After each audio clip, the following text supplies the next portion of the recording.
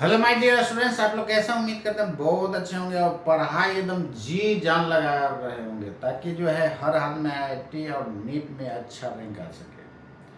तो आप लोग को मैं बताया था, चलिए एक बार रिमाइंड कर दे रहा हूँ। फिजिकल क्वांटिटीज का मतलब जिसको आप मेजर कर सकते हैं। फिजिकल क्वांटिटीज को फर्दर हम लोग कितने पार्ट्स में डिवाइड करते हैं दोस्तों? 3 पार्ट्स में डिवाइड करते हैं, वेक्टर, स्केलर और टेंसर। तो हम लोग क्या फर्स्ट सबसे पहले मैं क्या देखा, वेक्टर क्वांटिटी क्या होता है इसके बारे में बताया। वेक्टर क्वांटिटी में मैंने बताया था कि सबसे पहले मैग्नीट्यूड होना चाहिए, उसके बाद डायरेक्शन होना चाहिए और लॉ ऑफ वेक्टराइजेशन को क्या करना चाहिए, पालन करना चाहिए। ये वेक्टर में क्या क्या होना चाहिए? मैग्नीट्यूड, डायरेक्शन, स्पेसिफाइड डायरेक्शन होना चाहिए। लॉ ऑफ वेक्टराइजेशन को क्या करना चाहिए, वो भी करना चाहिए। ठीक है। उसके बाद आपको मैंने बताया था यूनिट वेक्टर। यूनिट वेक्टर किसी भी वेक्टर की तरफ फाइंड करना हो तो उसी के मैग्नीट्यूड से उसमें क्या कर देते हैं, डिवाइड करते हैं। और यूनिट वेक्टर जो होता है यूनिट लेस क्वांटिटी होता है और डायमेंशन लेस भी होता है। और यूनिट वेक्टर एक्स की तरफ आई कैप, वाई की तरफ जे कैप, जेड की तरफ के कैप। कंपोनेंट का मतलब बताया था कि कम से कम 2 टुकड़ा होगा, अधिक से अधिक इन्फिनाइट टुकड़ा होगा। और कंपोनेंट जब भी निकालना हो किसी लाइन की तरफ या किसी भी डायरेक्शन में, तो सबसे पहले एंगल फाइंड कर देना है कि वेक्टर से कितना एंगल बना रहा है, और उसमें क्या लगा देते हैं, कॉस लगा देते हैं, और उसमें साथ में वेक्टर का मैग्नीट्यूड लिख देते हैं। क्लियर है ना? उसके बाद आपको मैंने बताया था पोजीशन वेक्टर क्या होता है, पोजीशन वेक्टर के बारे में भी बताया।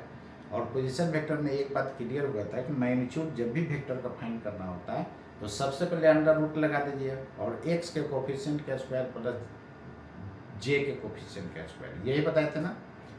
तो चलिए आज मैं आगे बताने जा रहा हूं fundamental law of vector algebra. Fundamental laws of vector algebra. देखिए यहां से भी क्वेश्चन पहले आईआईटी पूछ चुका है। जब आईआईटी पूछ चुका है तो आपको नीट में भी कभी भी इसको रिपीट कर देगा। और ध्यान दीजिएगा, आईआईटी में पहले मैथ में भी पूछा है, मैथ में भी वेक्टर पढ़ना है तो वेक्टर से क्वेश्चन वहां पर पूछा था फंडामेंटल लॉ ऑफ अलजेब्रा से। देखिए अलजेब्रा कहने का मतलब क्या होता है, जोड़ घटाव गुणा भाग, मतलब एडिशन सब्ट्रैक्शन मल्टीप्लिकेशन डिवीजन। तो कहता है कि वेक्टर अलजेब्रा यानी वेक्टर को एडिशन सब्ट्रैक्शन मल्टीप्लिकेशन डिवीजन कैसे किया जाएगा उसके बारे में ये बताता है। क्लियर है ना? तो यहां पर ध्यान दीजिएगा, सिंपल समझिए, 2 kg प्लस 3 kg, रिजल्ट क्या होगा, 5 kg होगा। ये कौन बड़ी बात है। 3 मीटर प्लस 2 मीटर कितना होगा दोस्तों, 5 मीटर होगा। अरे यार, यहाँ से ये क्लियर पता चला कि जब मीटर में मीटर जोड़ते हैं तो रिजल्ट मीटर मिलता है, केजी में केजी जोड़ते हैं तो रिजल्ट केजी मिलता है। तो वेक्टर में वेक्टर जोड़ेंगे तो रिजल्ट क्या मिलेगा दोस्तों, वेक्टर मिलेगा। क्लियर है ना?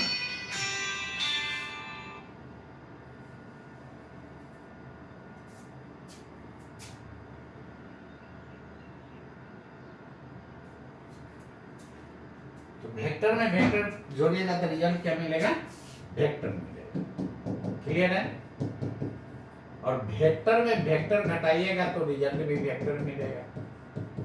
नहीं, जैसे 5 kg माइनस 2 kg 3 kg, तो वेक्टर केजी में केजी घटाए तो केजी, मीटर में मीटर घटाइएगा तो मीटर, तो वेक्टर में वेक्टर घटाइएगा तो क्या मिलेगा, वेक्टर मिलेगा। ये घटेगा तब जब दोनों का यूनिट क्या होगा, सेम होगा। ये भी जुटेगा तब जब यूनिट क्या होगा, सेम होगा। अब ऐसा नहीं कि 5 kg प्लस 2 न्यूटन जोड़ दीजिए, ये जुटेगा जिंदगी में, कभी नहीं जुटेगा। हाथी प्लस बकरी जुटेगा, हाथी प्लस गधा जुटेगा, कभी नहीं जुटेगा। क्लियर है ना? 2 हाथी प्लस 3 हाथी, 5 हाथी नहीं, यानी 5 हाथी हो गया। अब इसी तरह का एक तो ये बात हो गया। दूसरी बात क्या करना है, मल्टीप्लाई के लिए क्या होगा, तो कोई भी स्केलर क्वांटिटी से वेक्टर को जब गुना करते हैं तो रिजल्ट वेक्टर मिलता है। क्लियर है? रिजल्ट क्या मिलता है दोस्तों, वेक्टर मिलता है। इसको आप चाहिए तो आप ऐसे भी लिख सकते हैं, के ब्रैकेट देकर के ऐसा, बहुत आसान यार। इसके बाद केवल ध्यान रखिएगा कि स्केलर जब तक एरो नहीं दे रहे हैं तब तक ये क्या है, स्केलर है। स्केलर और वेक्टर के बीच डॉट या क्रॉस नहीं होना चाहिए, ये मीनिंगलेस होता है। क्या होता है? मीनिंगलेस। और जब क्रॉस रहेगा फिर भी क्या हो जाएगा दोस्तों, मीनिंगलेस हो जाएगा। क्लियर है ना? नेक्स्ट में देखिए यहां पर वेक्टर से स्केलर में कभी भाग नहीं पड़ता है, ये भी मीनिंगलेस। क्लियर है? चलिए, या वेक्टर में वेक्टर से भाग नहीं पड़ता है, ये भी मीनिंगलेस। अब बोलिए क्यों ऐसा नहीं होता है? आप सिंपल समझिए, ए का डायरेक्शन यदि ईस्ट के तरफ है, अरे ये वेक्टर है तो डायरेक्शन होगा कि नहीं होगा, तो मान लेते हैं ईस्ट के तरफ है। बी का किधर है? वेस्ट के तरफ। तो ईस्ट डिवाइडेड बाय वेस्ट क्या होता है रिजल्ट? कुछ नहीं, मीनिंगलेस। क्लियर है ना? इसलिए ये मीनिंगलेस हुआ है। तो वेक्टर में वेक्टर से कभी भाग नहीं पड़ता है दोस्तों। सिंपल आप बात याद रखिए ना कि नीचे कभी वेक्टर नहीं होना चाहिए। यदि नीचे वेक्टर होता है तो उसको मीनिंगलेस बना देगा। क्लियर है? तो चलिए ये बात आप समझ गए होंगे। और ध्यान दीजिएगा, फोर्थ में वेक्टर में स्केलर से गुणा करते हैं तो क्या होता है? वेक्टर होता है। वेक्टर में यदि जैसे मान लीजिए कि एफ का वैल्यू कितना है? 2 Newton due east. Due east कहने का मतलब ईस्ट की ओर। यदि -2 कर दे रहे हैं तब फिर मैग्नीट्यूड 2 टाइम्स हो जाएगा, यानी 4 न्यूटन, और डायरेक्शन ईस्ट को क्या कर देगा? वेस्ट कर देगा। क्लियर है? तो याद रखिएगा माइनस लगाने पर डायरेक्शन जस्ट अपोजिट हो जाता है। जैसे देख लीजिए एफ का वैल्यू मान लेते हैं कि 4 न्यूटन किधर है? At 30 degree south of east है। क्लियर? तो यदि आप पॉजिटिव से गुणा करते हैं तब तो मैग्नीट्यूड और डायरेक्शन दोनों सेम बन जाएगा। At 30 degree south of east direction same रह गया। क्लियर है ना? यही यदि माइनस से गुणा कर दीजिएगा तब क्या होगा?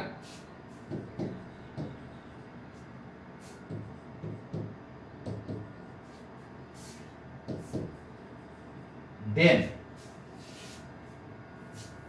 यदि माइनस से गुणा करते हैं -3f तो मैग्नीट्यूड तो 3 टाइम्स हो जाएगा, यानी 12 न्यूटन।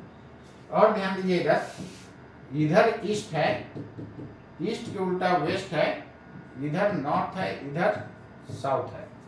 तो यहाँ पर 30 डिग्री साउथ ऑफ ईस्ट, तो इधर साउथ है इधर ईस्ट है, तो 30 डिग्री कितना बन रहा है? South of east. क्लियर है? नहीं तो इसमें माइनस लगाते हैं तो निश्चित रूप से डायरेक्शन जस्ट अपोजिट होगा। क्लियर? और 3 से गुना है तो लंबाई दोस्तों क्या होगा? 3 टाइम्स हो जाएगा। तो ये यदि आपका 4 न्यूटन है तो निश्चित रूप से ये 12 न्यूटन हो जाएगा। और डायरेक्शन माइनस लगा इसलिए डायरेक्शन क्या हो गया? अपोजिट हो जाएगा। अब यहाँ पर ध्यान दीजिए, ये एंगल 30 है तो ये भी 30 होगा, तो ये कितना हो जाएगा? 60 हो जाएगा। कोई कष्ट है क्या? कष्ट कैसे नहीं होगा यार? तो सब तो क्लियर है, तो कष्ट क्यों होगा? अब यहाँ पर ध्यान दीजिए, इधर at 60 degree south of at 60 degree west of north लिख सकते हैं। जो लास्ट में होता है उसके साथ एंगल बनता है, देख लीजिए। तो 60 डिग्री वेस्ट ऑफ नॉर्थ। और क्या इसको लिख सकते हैं? और लिख सकते हैं 12 न्यूटन एट 30 डिग्री। और साउथ के उल्टा क्या होता है? नॉर्थ होता है। और ईस्ट के उल्टा क्या होता है? वेस्ट होता है। यदि 30 डिग्री लिखना होगा तो 30 डिग्री नॉर्थ ऑफ क्या हो जाएगा? वेस्ट हो जाएगा। क्लियर है? समझ गए होंगे? तो अब आपको ये बात क्लियर हो गया होगा कि जब माइनस लगाते हैं तो डायरेक्शन जस्ट अपोजिट होता है। देखिए फिजिक्स रट्टा मारने का चीज नहीं है। हम जितना बार पढ़ाएंगे ना उतना अलग अलग पढ़ाएंगे, जितना बैच पढ़ाएंगे उतना अलग मिलेगा। ये यार रटने का चीज नहीं है। तो जैसा बैच वैसा पढ़ाया जाता है। क्लियर है? तो आप लोग क्या कीजिएगा कि जितना मैं पढ़ा रहा हूं ना उसको आप रेडी करते जाइए। अब देखिए क्वेश्चन क्यों नहीं बनेगा, जरूर बनेगा। तो कंसेप्ट होना दोस्तों हाथ में बहुत जरूरी होता है। अब चलिए देखिए क्वेश्चन धड़ाक से बनेगा। पहले एक क्वेश्चन हमको बनाने दीजिए, उसके बाद आप बनाइएगा which of the following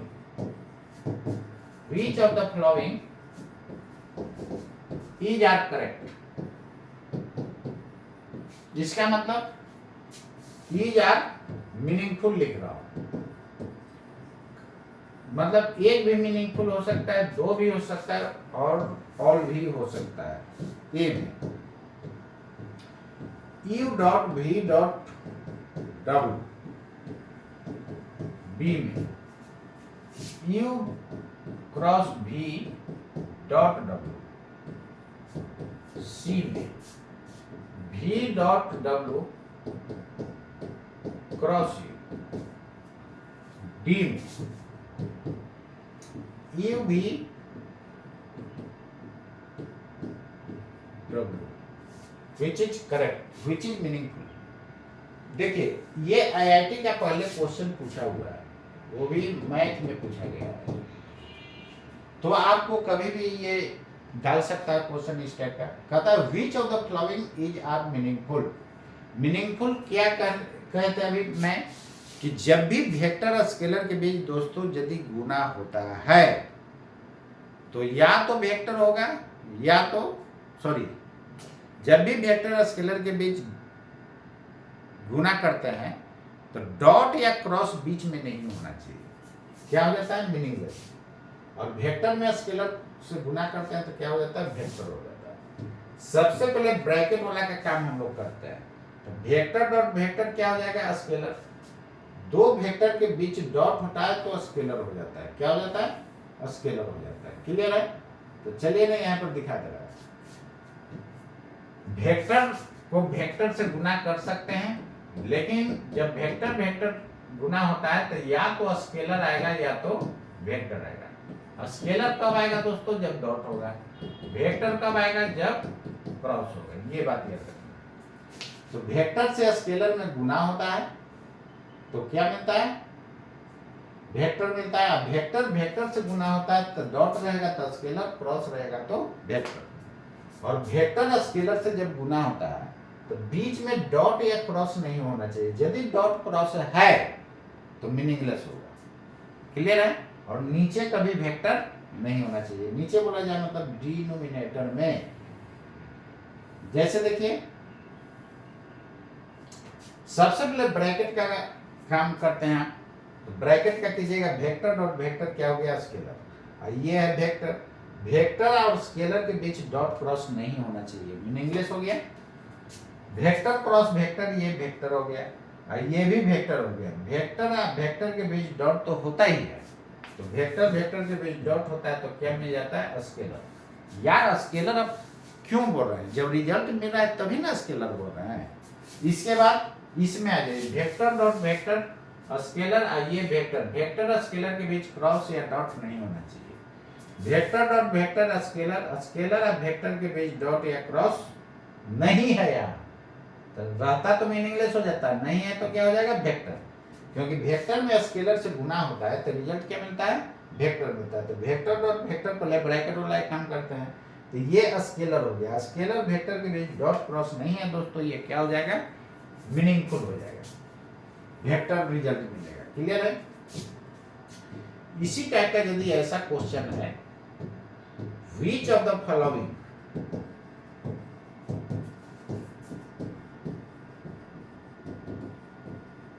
is are meaningful। Clear है ना भैया? is are meaningful,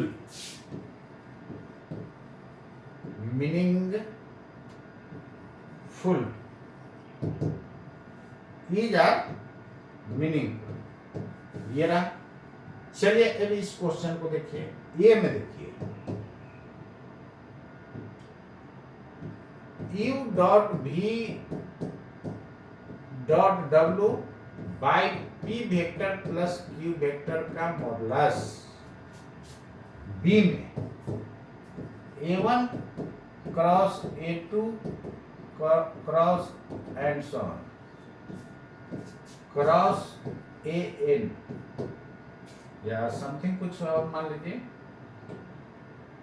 A divided by P plus Q ऐसा इसका मॉडुलस। C में देखिए, C में है A प्लस B का modulus cross P cross Q divided by A का मॉडुलस का स्क्वायर। ठीक है, नेक्स्ट देखिए A माइनस B वेक्टर का स्क्वायर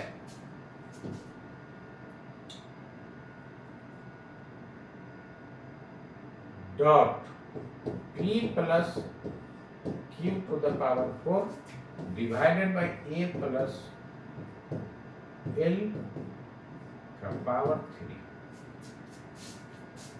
चलिए देखिए, कहता है which of the following is are meaningful.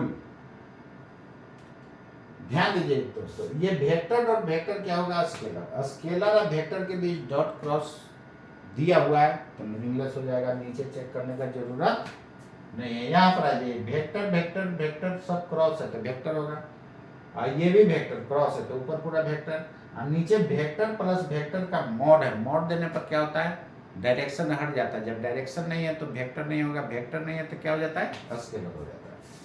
इसमें आ जाइए,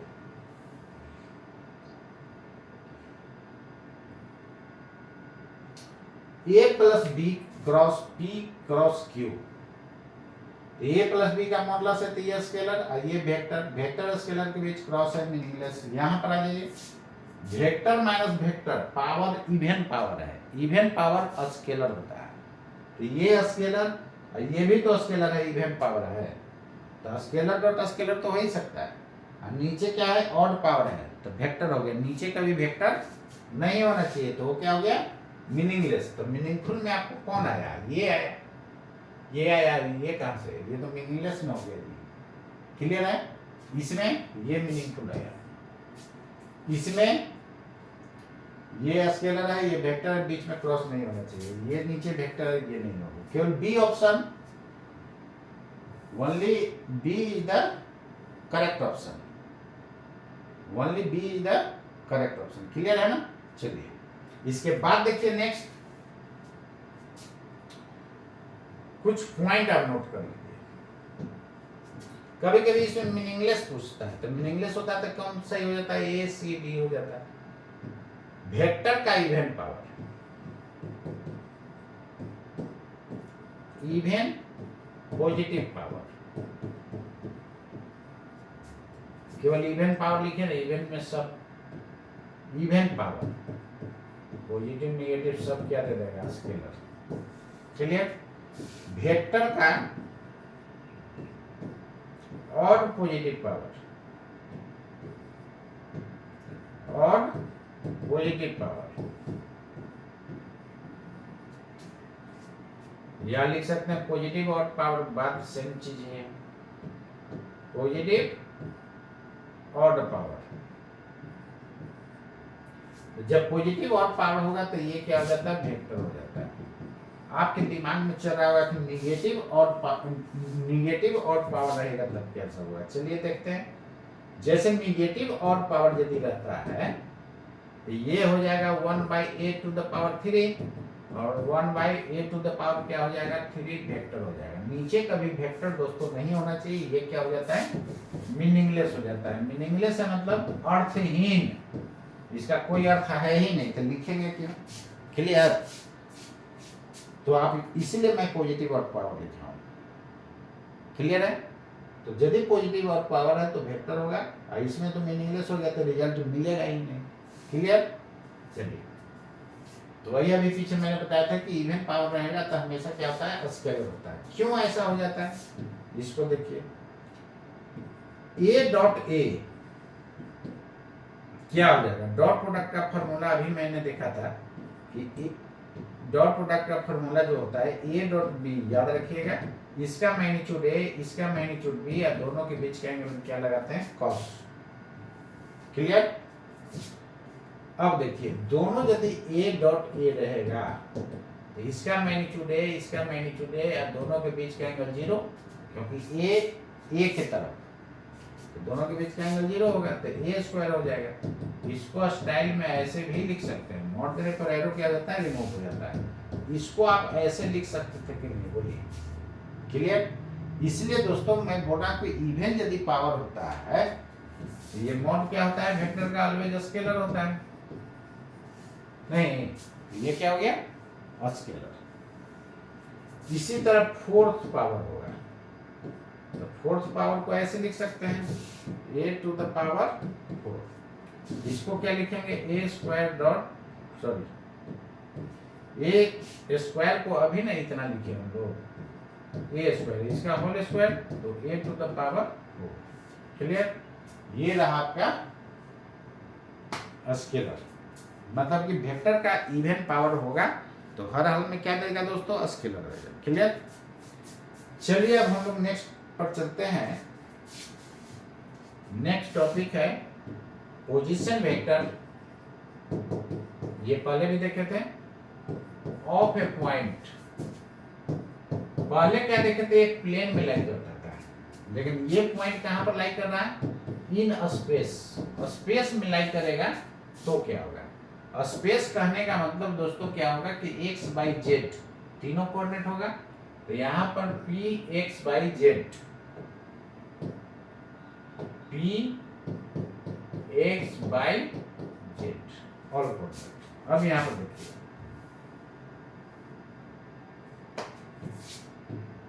सिंपल देखिए, यही आपका जो है, मान लेता हूं कि ये क्या है, क्यूबॉइड है।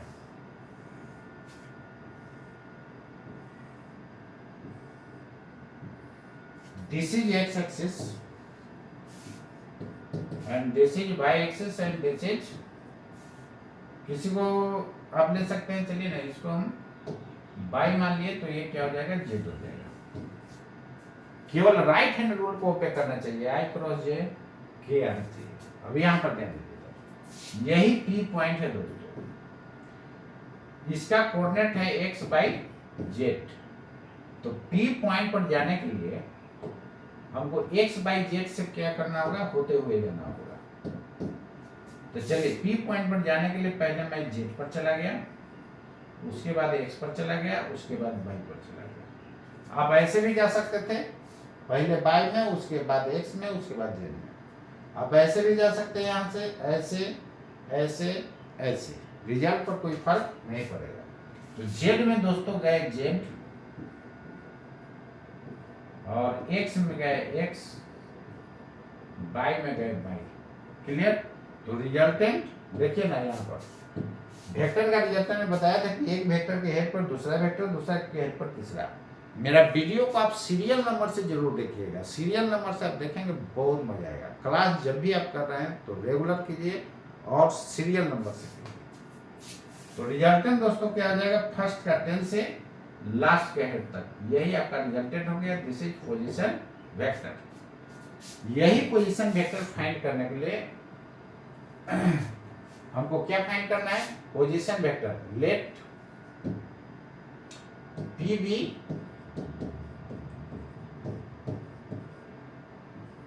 एनी पॉइंट, कहां पे, इन स्पेस। क्लियर? देन यहां से OP इज इक्वल टू क्या लिख सकते हैं, वो A प्लस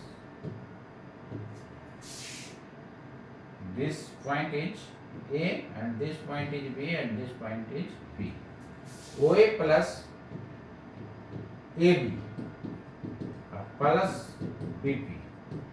क्लियर है? अब सब का वैल्यू पुट कर दीजिए। तो OA का लंबाई कितना है, और OP की जगह 8, जेड के कैप, AB की जगह x i कैप, अब BP की जगह बाई जे कैप। अब यहां से r vector is equal to क्या लिख सकते हैं, X I cap plus Y J cap plus Z K cap. Clear? ये रहा दोस्तों पोजीशन वेक्टर। आप देखिए ना, जब प्लेन में लिए थे तो दो आया था, x I cap Y J cap, एक और आ गया इसमें। नहीं, इसका मैग्नीट्यूड देखा जाए तो जब भी मैग्नीट्यूड की बात किया जाता है तो क्या लिखते हैं, उसका ज्योमेट्रिकल लेंथ लिखता हूं। इसका ज्योमेट्रिकल लेंथ कितना हो जाएगा दोस्तों, r should be equal to root under I के कोफिशिएंट का स्क्वायर प्लस जे का कोफिशिएंट का स्क्वायर प्लस के का कोफिशिएंट का स्क्वायर। क्लियर? अब इसमें जो है डायरेक्शन कोसाइंस हम लोग निकालते हैं। क्यों ऐसा? डायरेक्शन कोसाइंस, इसको शॉर्ट में डीसीएस बोला जाता है, of R vector, direction cosines. Clear है? तो डायरेक्शन कोसाइंस कैसे निकाला जाता है? जैसे ये रूम है तो देखिए ना, जैसे मान लेते हैं कि इस कॉर्नर से O corner P X by Z है, नहीं तो वहां से परपेंडिकुलर एक्स एक्सिस पर डाला है। क्लियर है? और यही रिजल्टेंट हो गया। तो एक्स एक्सिस के साथ जितना एंगल बनता है cos थीटा एक्स हो गया, और y के साथ cos थीटा y, z के साथ cos थीटा z। तो साइन लगाइएगा तब परपेंडिकुलर बाई हाइपोटेनस होता है। हाइपोटेनस तो आर पता है, लेकिन परपेंडिकुलर ड्रॉ किए हो मालूम है क्या? नहीं ना। इसलिए हम लोग यहाँ पर डायरेक्शन जो है दोस्तों cos के फॉर्म में निकालते हैं। तो cos थीटा x यही है, वहां से परपेंडिकुलर x पर डाले हैं तो x divided by R base by hypotenuse, x तो x बाई तो बाई, इसको हम लोग l बोल देते हैं शॉर्ट में, इसको n। cos theta by is equal to by by R, n बराबर cos theta z, z by R, तीनों को स्क्वायर करके जोड़ दीजिए। X square by R square plus Y square by R square plus Z square by R square. तो यहां से R square LCM हो जाएगा, तो X square plus Y square plus Z square, और ये आर स्क्वायर दे देगा तो R square by R square करके 1। इसलिए L square plus M square plus N square बराबर 1। ये रहा आपका रियल। ये एक फॉर्मूला के फॉर्म में आप लोग याद रखिए, L square plus M square plus N square बराबर 1। अब यहां पर देखिए question, late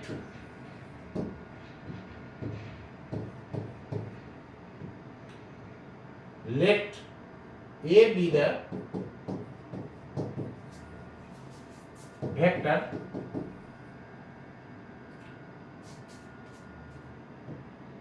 equally inclined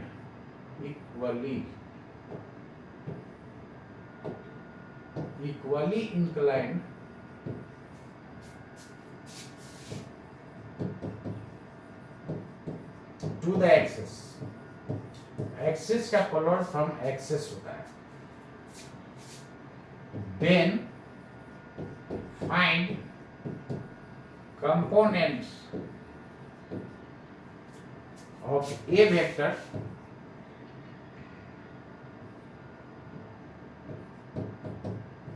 along x-axis, y-axis and z-axis। Equally incline मतलब होता है तीनों से सेम एंगल बनेगा दोस्तों। तो कहता है कि तीनों एक्सिस से late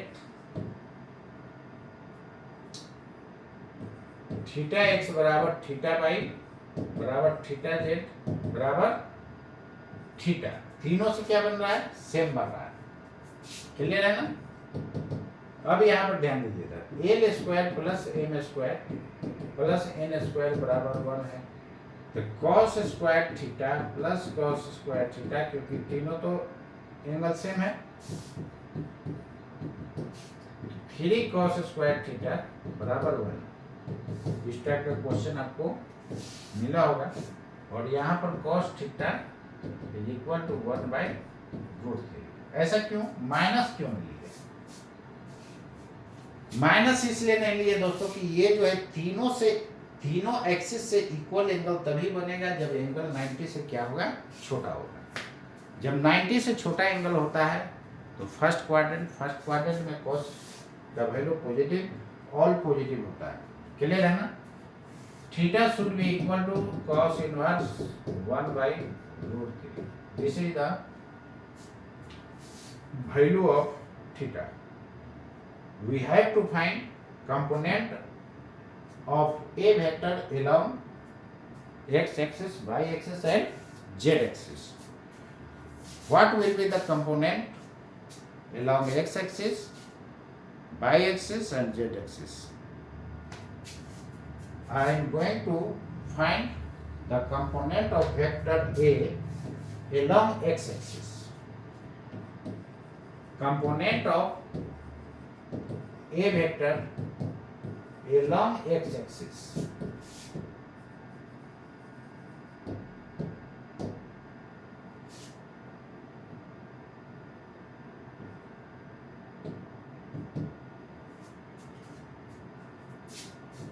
A cos theta.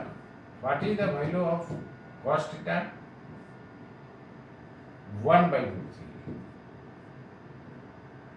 A by √3. Similarly, we have to find component of A along y-axis and z-axis, and all values are equal to this value. So, component of A similarly along y-axis will be A by √3, and third one is component of A vector along z-axis should be equal to what will be the value? A by √3. Sorry, this is √3. ये रहा आपको दोस्तों answer. Clear है ना? यही आपसे demand कर रहा था। तो इस टाइप का क्वेश्चन जब भी आपका हो तो आप बना लीजिएगा। अब मैं आगे डिस्कस करने जा रहा हूं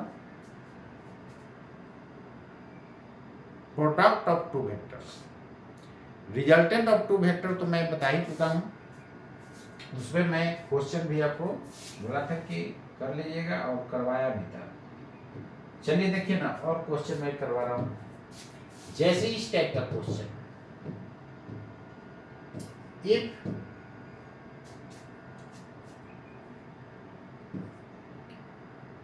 a square is equal to b square plus c square and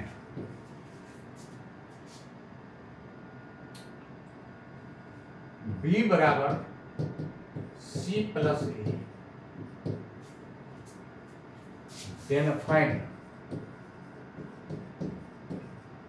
angle between A में A vector and B vector बनेगा कि नहीं? B में इस टाइप का नीट और में हमेशा आते रहता है, इसलिए ध्यान रखिएगा।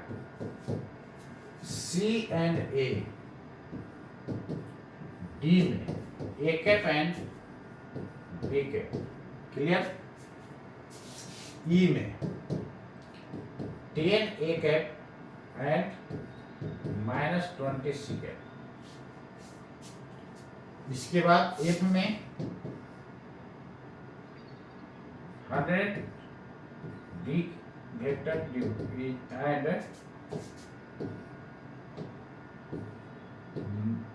दोनों माइनस है दोस्तों, 200 B vector. We have to find angle between this. First question is calculation of angle between A vector and B vector. देखिए आपको क्या मैंने बताया था, यहाँ पर a स्क्वायर बराबर b square plus c square दिया हुआ है, ये क्वेश्चन में दिया हुआ है। और साथ में क्या करता है, b बराबर c प्लस a। ये देखें तो पाइथागोरस थ्योरम है, मतलब ये हाइपोटेनस का काम कर रहा है। क्लियर है ना, ये वाला हाइपोटेनस का काम कर रहा होगा। निश्चित रूप से दोस्तों ये राइट एंगल ट्रायंगल होगा, इसमें किसी को शक है क्या? ये क्या है, राइट एंगल ट्रायंगल है। और कहता है कि सी में ए जोड़ेंगे तो यही ये होगा, ये सी होगा। तो कहता है कि रिजल्टेंट दोनों को, दो वेक्टर जोड़ते कैसे हैं, एक का हेड पे दूसरे का टेल। रिजल्टेंट कहां से लेते हैं, फर्स्ट के टेल से लास्ट के हेड तक, यही आपका रिजल्टेंट है। और this resultant will be equal to B. अब यहां पर देखिए, इसका लेंथ निकालना हो तो इस पाइथागोरस थ्योरम से, सॉरी ये था ना, हाइपोटेनस ये है, निश्चित रूप से C प्लस A,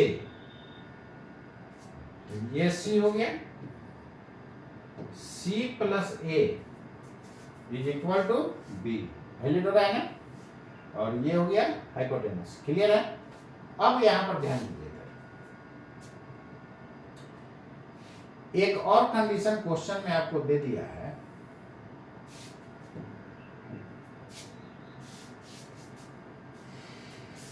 देखिए ना, यहाँ पर कंडीशन को मैं जोड़ रहा हूं, इतना तो है ही, और दिया हुआ है b बराबर c। b बराबर क्या दिया हुआ है, c।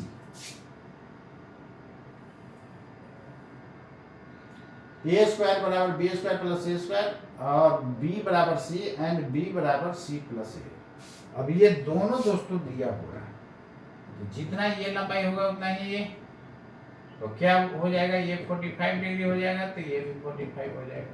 नहीं, क्लियर। अब आपको निकालना है किसके बीच, a और b के बीच। तो a और b यही है ना, दोनों का देखिए तो हेड मैच कर रहा है। क्लियर, दोनों का क्या मैच कर रहा है, हेड। तो निश्चित रूप से ये दोस्तों कितना हो जाएगा, 45 डिग्री। बताया था कि वेक्टर के बीच का एंगल या तो टेल टेल लेते हैं या हेड हेड लेते हैं। और हेड टेल यदि है तो 180 में से उसको घटा देंगे तो वेक्टर के बीच का एंगल निकलेगा। बी और सी के बीच का एंगल देखिए, बी और सी, बी का भी टेल है, सी का भी टेल है, 90 डिग्री हो जाएगा। किसी को शक है, कोई शक नहीं है। इसमें देखिए, इसका क्या करता है, एकदम ध्यान से एकदम देखिए इसको, और फिगर को समझते हुए काम करना है आपसे। क्वेश्चन सी और ए, सी और ए कहां पर है, this is A, this is C. देखिए तो हेड टेल एंगल है 45, 180 में से घटा दीजिएगा तो क्या आ जाएगा, 135 डिग्री। क्लियर। या इसको पैरेलल शिफ्ट कर दीजिए तो टेल टेल 135 हो जाएगा। इसमें आ जाइए, ए और बी के बीच का जो एंगल होगा ये भी वही होगा। आंसर क्या बताए थे कि जिधर ए वेक्टर उधर ही ए कैप, जिधर बी वेक्टर उधर ही बी कैप। तो एंगल पर कोई इफेक्ट नहीं पड़ेगा, एंगल विल रिमेन सेम। दोनों का साइन अपोजिट है। जब भी साइन अपोजिट था तो मैं बताया था कि जब भी अपोजिट साइन होगा तो सेम साइन वाला एंगल को 180 में से घटा दीजिएगा। ए और सी जब सेम साइन था तो एंगल 135 डिग्री है। नहीं, अपोजिट साइन हो जाएगा तो कितना हो जाएगा, 45 डिग्री हो जाएगा। ऐसे भी यहाँ फिगर में देखिए ना, ए कैप कहने का मतलब इधर की तरफ डायरेक्शन, और 10 से गुना तो 10 गुना लंबाई बढ़ा, -20 सी कैप। तो सी वाला इधर है, माइनस लग जाएगा तो इधर हो जाएगा। जब इधर हो जाएगा तो दोनों का टेल मैच करेगा, टेल टेल एंगल 45 आ रहा है कि नहीं। ऐसे भी आपको मैं बताया था कि जब भी अपोजिट डायरेक्शन होगा तो 180 में से सेम साइन एंगल को घटा देंगे, वही आपका वेक्टर के बीच का एंगल हो जाएगा। क्लियर। इसमें आ जाइए, दोनों सेम साइन है, सेम साइन सेम एंगल, याद रखना, सेम साइन सेम एंगल। तो ए और बी के बीच का एंगल दोस्तों कितना आया था, 45। तो निश्चित रूप से ये भी कितना हो जाएगा, 45। क्लियर है। तो उम्मीद करते हैं ये आप बात को समझ गए होंगे। क्लियर। तो इस टाइप का क्वेश्चन आप रेडी कर जाइएगा। और नेक्स्ट क्लास आपको मैं पढ़ाऊंगा प्रोडक्ट ऑफ टू वेक्टर्स।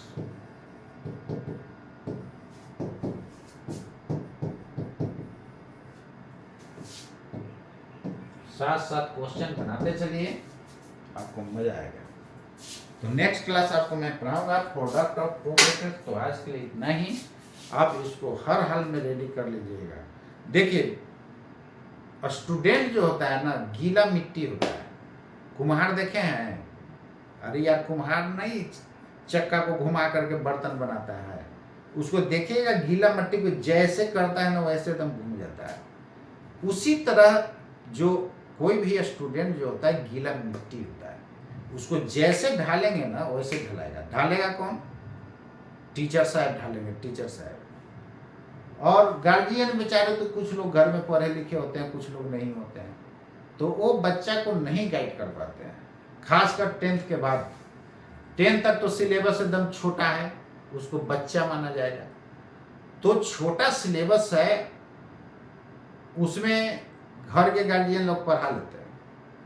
लेकिन जब सिलेबस फास्ट हो जाता है, जैसे 11th में आते ही लोगों का एकदम इतना ना सिलेबस ओवरलोड हो जाता है, नीट और IIT की तैयारी करना शुरू करते हैं, और उसमें जो है बहुत स्टूडेंट नर्वस हो जाते हैं। नर्वस होने का जरूरत नहीं है दोस्तों। आप कुआं देखें, कुआं पर देखते हैं प्लास्टर पर रस्सी से दाग हो जाता है, तो आपके दिमाग में क्यों नहीं छपेगा? तो जितना लोग हैं सब जम करके लगिए, थ्योरी जरूर हाथ में रखिए। थ्योरी रहेगा तभी आपका फिजिक्स का क्वेश्चन बनेगा। और फिजिक्स जो है रियल में सबसे टफ सब्जेक्ट माना जाता है, क्योंकि इसमें मैथमेटिक्स भी 90% घुसता है। इसलिए अच्छा फिजिक्स के नॉलेज के लिए मैथमेटिक्स आपके पास 90% होना चाहिए। तो बहुत लोग स्टूडेंट को डिमोरलाइज कर देते हैं कि तुमसे नहीं होगा, तुमसे नहीं होगा। तो कहाँ ऊपर से आएगा यार नीट और IIT को क्रैक करने? आपको अच्छा रैंक लाने के लिए ज्यादा कुछ इधर उधर करने का जरूरत नहीं है, बस कंसेप्ट होना बहुत जरूरी है। कंसेप्ट आपके पास यदि रियल है तो आप कोई एक बुक से प्रैक्टिस कीजिए या किसी इंस्टीट्यूट का मटेरियल से प्रैक्टिस कीजिए, आपको होना तय है, एकदम फिक्स।